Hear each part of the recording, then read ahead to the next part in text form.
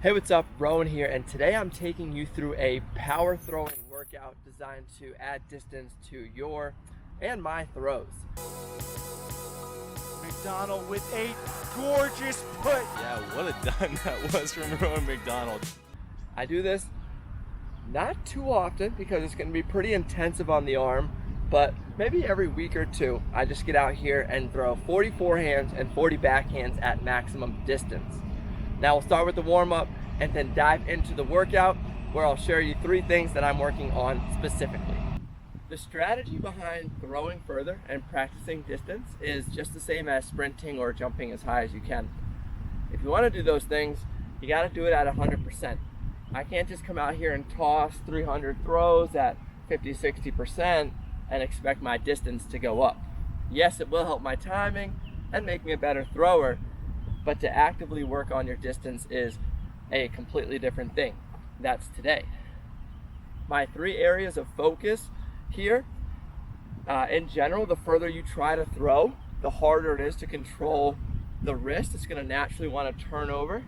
So really focusing on keeping this wrist and the palm pointed up through the follow through to maintain a clean release, limit the wobble so it's going to go further. You get a lot of wobble, you get some air resistance, and your distance gets cut down. So a clean release without turning my wrist is going to be area of focus number 1. Number 2 is going to be generating even more spin. So whereas sometimes I might kind of just throw from here and snap to here, today I'm going to really try to get some extra degrees, cock that wrist back, and really follow through with that middle finger to see if I can get a little bit more snap. And lastly, I'm going to see if I can add a little bit more arm speed. That's a little harder to kind of fine tune, but those are my 3 goals, especially on the forehand side.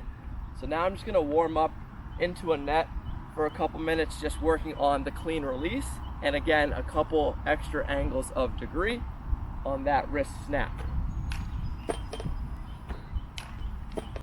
For my last warm-up set, I'm just going to bring in, again, a little bit more arm range of motion.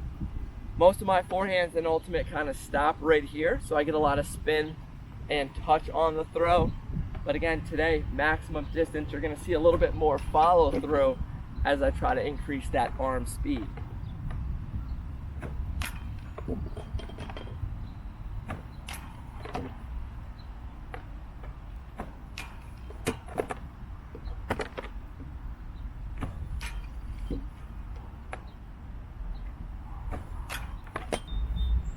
Alright, so I got a red cone out there at 70 yards so I can kind of see the distance on each throw. Not that it matters too much, but it can help tell you something was really good or not so good.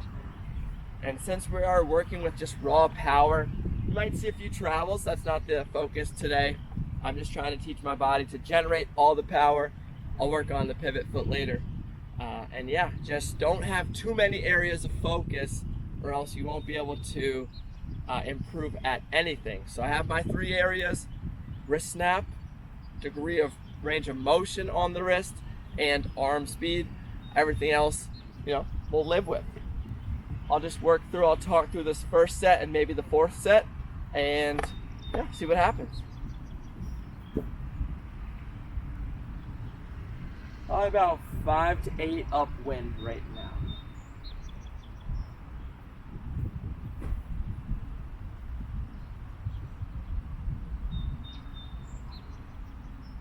About 64 yards, which is pretty good upwind.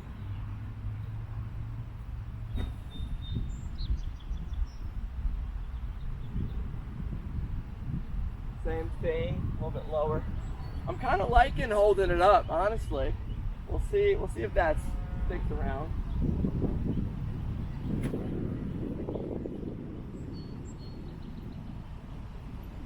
One thing that I'm loving is really that focus on maintaining that palm up. I haven't turned any over, and usually when you huck upwind, a lot of them just like blade off to the left. So that's feeling great. I'm getting some good spin, and these feel really good, about 64, 65 yards consistently upwind.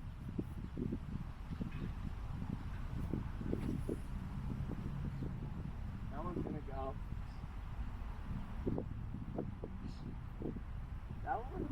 80. Maybe the wind switched a little bit. Yeah, little swirling winds. I was gonna say that one went about 80, but all of a sudden the wind switched 5 miles an hour downwind. We'll take it.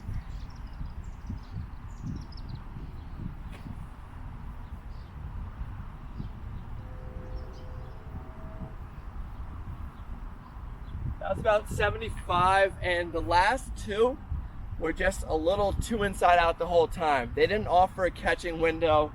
They just kind of stayed drifting right. Ideally, you want it to kind of sit and float down. But again, that's not one of my focuses, so I'm okay with that. I'm just trying to get the distance as far as possible.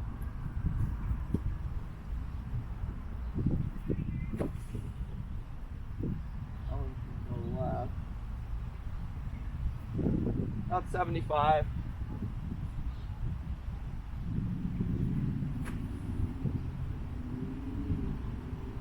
That's strong. That was right on the 70. And those two kind of, I didn't feel like I flipped them over. Maybe there's something up in the wind, but they both finished a little bit too far left.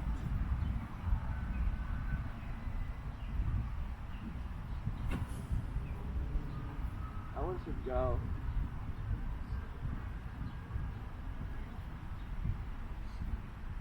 That one close to 80 and had a nice catching window. Probably the nicest game throw of the set. But we're not too worried about game throws here. See if that can flip and ride. Not as far. 73. So all in all, good. 65 to 80 yards. I'll do the second set coming back this way just to see what the wind's up to. But feeling really good about a little bit higher of a release on the big flicks and the amount of spin I'm generating with that extra bring the wrist back kind of cue. All right, headed back this way. Wind's not too crazy. Swirling a little bit, but we'll see what happens. Just want to say one thing that's really helpful while I'm like kind of explaining each throw after I throw it is it gives me a little rest. Like I said before, we want to be fully rested on each rep because we're trying to go 100%. And we're not just out here with 10 discs throwing 10 as fast as possible, going to get them and doing it again. Rest, take your time between each one, and take even more time between each set. Now I'm on the backhands, and the three goals are still the same focuses. The range of motion on the wrist looks a little different on the backhand. Now instead of kind of throwing it this and releasing with a little snap, I'm actually going to kind of curl the wrist in my backswing to give it more of that range of motion and more spin. Clean release is still another focus, and arm speed will be my third. All right, backhands going back. Should be able to 80 yards from cone to fence. With this wind, hoping to get a few. While it was a little harder with the forehand, now that we have a little left to right, I can put it up in the crosswind and have it come down. So let's see if we can get a few, 80 plus.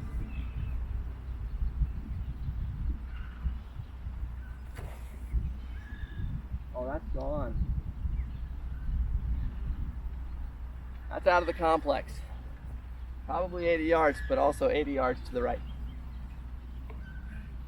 All right.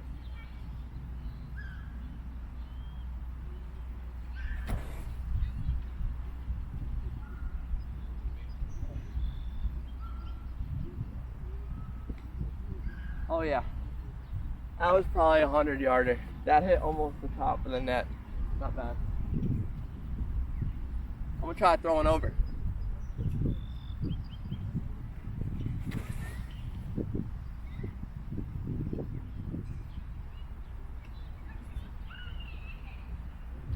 Oh. No, actually I'm gonna focus on my goals, not the stupid net. I'm gonna work on my wrist snap, release, and arm speed.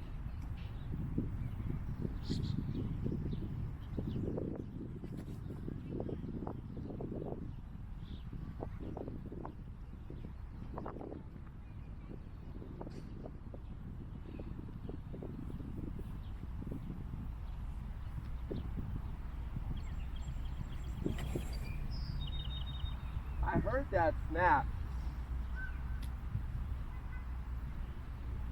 Yeah, I could hear that one. Sometimes and that's good. You can actually hear some good throws, forehands, backhands, just hearing that snap right off the hand.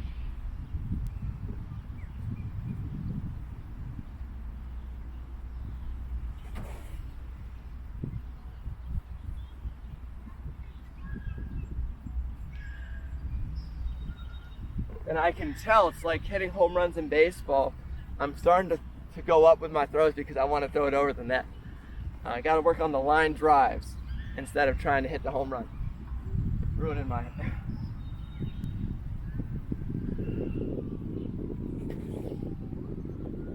Good snap. Off the fence. A couple of them getting way lost, but I'm definitely happy with some of the snap I'm getting. This one I'm really going to work on the arm speed.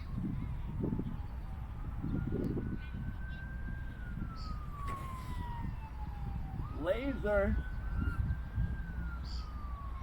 Oh, rolled under the fence. But considering that only was 10-15 feet off the ground, got about 75-80 yards. Had some spin, had some speed to it. So happy with it. All right, that's a wrap on the power throwing day. Again, if you're doing this, not too many throws. Really work on 100% each time, and you do this for a little while, and you will see improvements. Adding 5 to 10 yards to your throws is not a get rich overnight scheme. Just takes practice, focus practice, and throwing at maximum distance.